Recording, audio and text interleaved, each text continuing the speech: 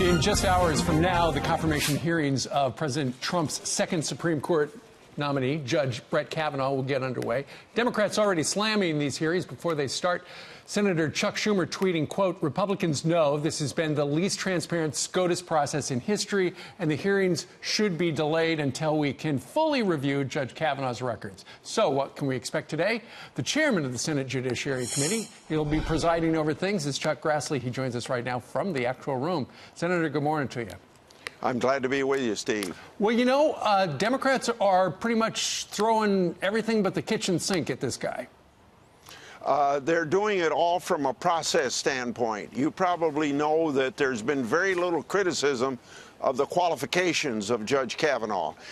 His 12 years on the D.C. circuit, 307 opinions he's written, and those opinions, according to Schumer himself, voiced it earlier this year, and Leahy, back when Sotomayor was up in 2009 or 10, said that the best way to tell whether you ought to be on the Supreme Court is to look at the record you have as a district or circuit court judge. And so with 307 opinions, if it's good enough for Sotomayor, it ought to be pretty good for Kavanaugh. Right. So Democrats have the best record that even though their own leaders say that they need to have. So complaining about a certain amount of documents not being available when this Kavanaugh record is all the papers we have on him is 5 times.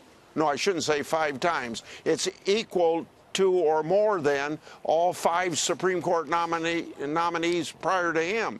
So we've got more documents on this person than anybody else in the history of the Supreme Court nominees. Sure, but Senator, you know, there's an election a couple of months from right now. The Democrats would like to take control of the House. They'd love to take control of the Senate as well. So they're going to use this guy to try to gin up the base and get people to come out. You know, we can't have this guy, you know, tilting the Supreme Court to the right for a generation. How many Democrats ultimately do you think are going to vote for him?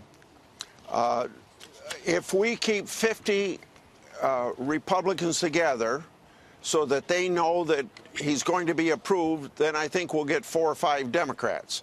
But I don't think Schumer will let any Democrat make the 50th vote. Right. So in other words, they'll have a free ride in a sense. All right. Well, it's going to all kick off about 2 hours from right now in the room where Chuck Grassley is sitting. Senator, thank you very much. Good luck to you today. Glad to be with you. All right.